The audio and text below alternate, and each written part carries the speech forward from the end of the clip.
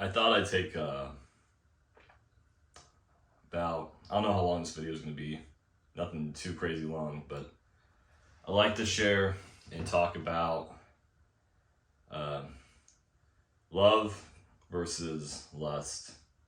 I made videos on this topic in the past about how lust is more of a kind of neediness feeling. It's like you come from a rational place with lust. You see someone's body and you looking at their body parts, obviously, and it's your heart's beating fast. You have our flesh is like having like kind of a neediness. So we gotta go to that person. I gotta talk to that person, right?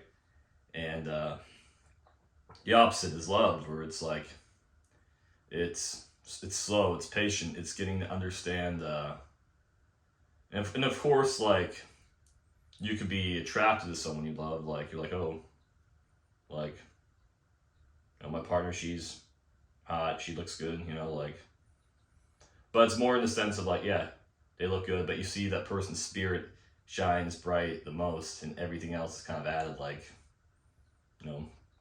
in like a loving relationship, right? But I've noticed that a lot of people in like the spirit of lust, it's really easy to identify. It's from the flesh, because ever noticed too, like, I mean, we've all sinned with this one, like, I'm guilty of it. I'm sure you are too. Like, we're human, but like, we struggled.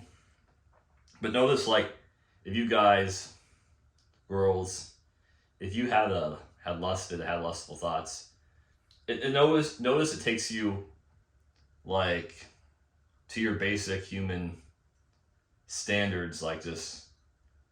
There's like no, well, how should I put this? It almost like blocks out all your other spiritual visions too, like of putting God first and joy and happiness. Because let's be honest, like when y'all are lusting, it's not a genuine, happy, joyful thing. It's more like you're like kind of become a beast. Like you're craving that, like that sexual energy, but at the same time your spirit tends to get needier, and it tends to get like, it just kind of blocks you off and blinds you from the important things to look for in the person. And it really gets you to a place where you keep seeking after lust, your desires of the flesh. Like, you'll start to change, like you might not want to improve your life anymore. It'll make you depressed, it'll make you sad. Another thing too is, the Bible talks about, I was just watching a video, a YouTuber, her name, I think Jackie Van Tyne. She's talking about like sex outside of marriage, and how it's like, she popped up on my feed, so I clicked it, I watched it, and talking about like sex outside of marriage, soul ties, and like analogy of like when you were a kid, parents see a sharp, your parents tell you not to like go on the counter because there's a sharp knife up there, but like they're warning you, oh, don't climb up there. That's how the analogy she put, how God is kind of doing it, And I mean, I like to hear other YouTubers share their ideas and Holy Spirit working through them. It's interesting to me that my stomach keeps rumbling. Need some water. I just ate breakfast, and it's gotta get that protein in.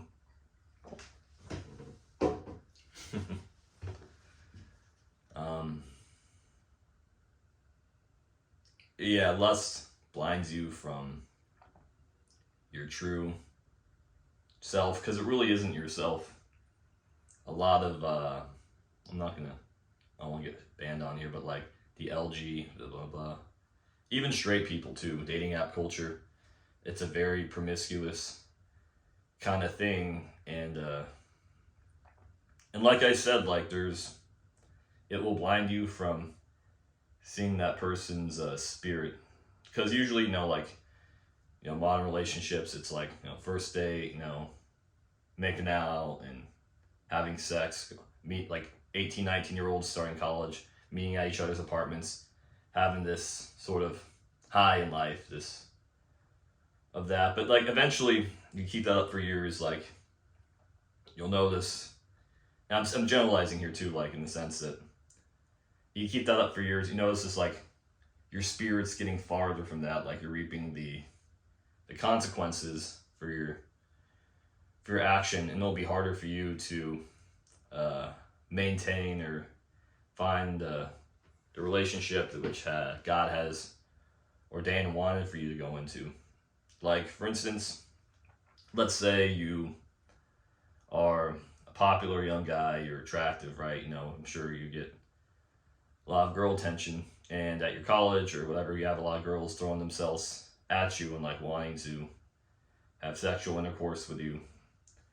And you think, well, this girl, she likes me, this, that, but she's lusting, or he's lusting after you too. So there's no real like love there. It's not like, and that's the thing too, like it's so stupid. People will chase with lust it's like, you gotta question, do these people have my best interest at heart? Do they like, or it's just for a season, in due time, they'll fade away out of my life. Or maybe there's somebody, that's, because the thing is that I don't want to be wrong here, but it seems that the people that are actually good for us, like, for potential future spouses, lifelong partners, like, of course, like, we gotta be attracted to them, find them good looking and stuff.